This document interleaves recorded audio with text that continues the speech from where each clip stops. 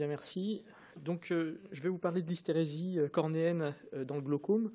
Donc, l'hystérésie, c'est la persistance d'un phénomène alors que sa cause a disparu.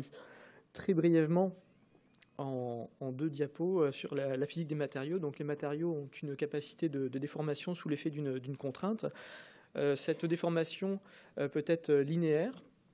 Et elle peut également être non linéaire. Donc linéaire, c'est l'exemple des caoutchoucs, et non linéaire, c'est par exemple les fuselages des avions ou des choses comme ça.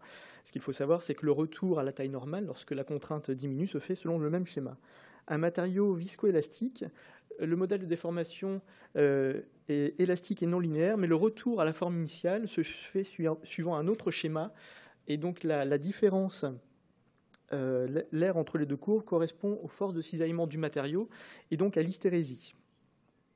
Donc, comment se comporte la cornée? Donc, in vitro, c'est un biomatériau complexe avec un modèle de déformation viscoélastique. Ça a clairement été démontré.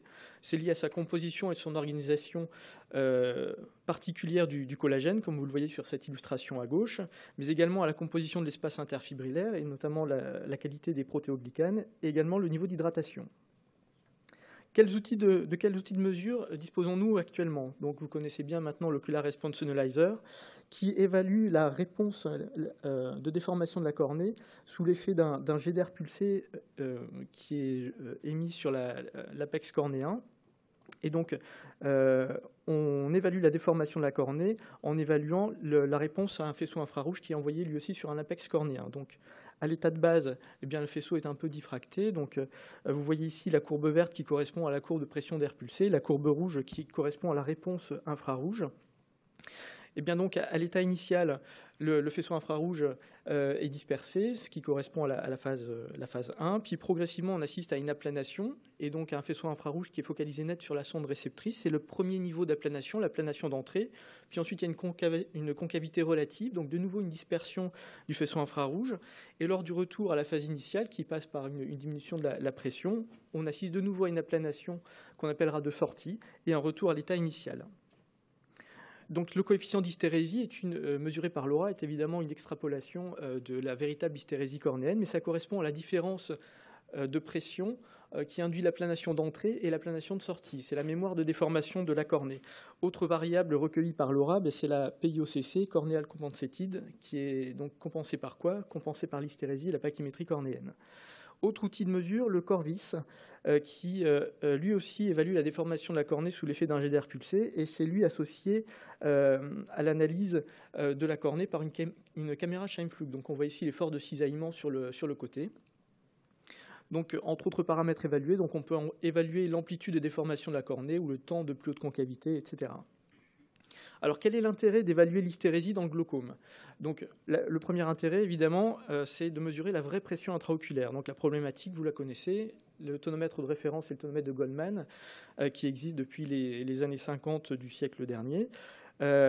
C'est une approximation de la vraie PIO, puisque en fait, la pression qui est mesurée correspond à la pression qui existe dans la sphère, mais à condition que cette sphère soit parfaite, avec une paroi très fine et déformable, ce que vous en conviendrez ne correspond pas du tout à l'aspect de la cornée. Et donc, le principal biais de mesure de la tonométrie Goldman, c'est la pachymétrie cornéenne. Mais pas seulement, puisque parmi les formules mathématiques qui ont été publiées dans la littérature qui tentent d'essayer d'ajuster la vraie pression intraoculaire, d'ajuster la pression Goldman à la pachymétrie cornéenne afin de déterminer la vraie pression intraoculaire, ne sont pas suffisamment efficientes et donc ne sont pas trop utilisées en pratique. C'est lié à quoi? Donc à la tension de surface du film lacrymal, mais également aux propriétés de déformation de la cornée qui sont différentes d'un patient à un autre. Donc dans le glaucome à pression normale, qu'est-ce que ça donne? Bien en fait, comme vous le savez, la physiopathologie est complexe, mais parmi les facteurs qui peuvent expliquer une pression normale, il existe des facteurs cornéens et les potentielles erreurs de mesure. Dans cette étude publiée dans Acta Ophthalmologica, ils ont comparé un groupe de patients témoins et un groupe de patients qui présentaient un glaucome à pression normale. La tension intraoculaire au Goldman était strictement comparable entre les deux groupes, et la pachymétrie cornéenne également, puisqu'elle était de 530 microns. Et par contre, il existait une PIOCC très significativement supérieure dans le groupe glaucome à pression normale par rapport au groupe témoin. Le cas de la chirurgie réfractive, vos patients myopes, avant de développer un glaucome, ils ont voulu se faire opérer de chirurgie réfractive, et notamment de LASIK, quelques années auparavant. Et donc, ils vont arriver de plus en plus fréquemment maintenant. Cette étude cherchait à déterminer quelle était la modification de pression entre avant la chirurgie et après la chirurgie. Donc évidemment, la tonométrie la plus affectée par le LASIK, eh bien, c'est évidemment la tonométrie Goldman, alors que la tonométrie Pascal et la tonométrie Alora étaient beaucoup moins affectées en post-opératoire. Ensuite, ça permet d'évaluer les différences structurelles entre les patients glaucomateux et les patients hypertones. Dans une étude que nous avons réalisée dans le service, après ajustement à la pachymétrie cornéenne et à la tonométrie au Goldman, il existait un coefficient d'hystérésie qui était significativement plus élevé dans le groupe de patients non glaucomateux, que la tension soit normale ou élevée, donc les patients hypertones, par rapport au groupe de patients glaucomateux, que là aussi la tension soit normale ou élevée.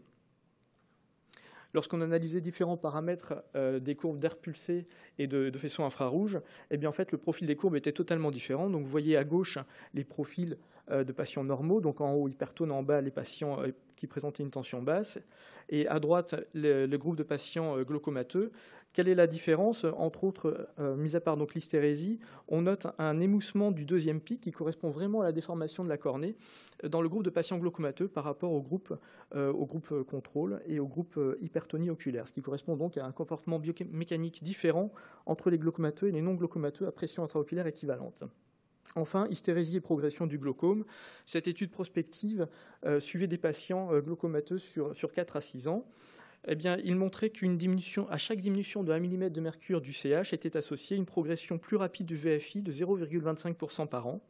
Et lorsque les patients présentaient un CH supérieur à 10 mm de mercure, le VFI avait tendance à être stable au cours du suivi de 4 à 6 ans. En revanche, lorsque la tension était inférieure à 10 mm de mercure, eh bien, le VFI avait tendance à se dégrader, toujours sur cette même période de suivi. Donc en conclusion, c'est un concept qui est prometteur pour mieux estimer la vraie pression intraoculaire chez les patients glaucomateux. En pratique, ça peut constituer une aide au diagnostic ou au suivi des patients glaucomateux ou hypertones.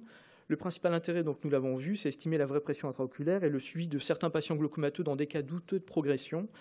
Les limites, c'est évidemment le manque d'études épidémiologiques qui permettent d'établir des valeurs normatives, donc la vraie PIO-CC. Et surtout, les études thérapeutiques ne prennent en compte actuellement que la PIO-Goldman, qui reste donc la référence thérapeutique et la référence de suivi.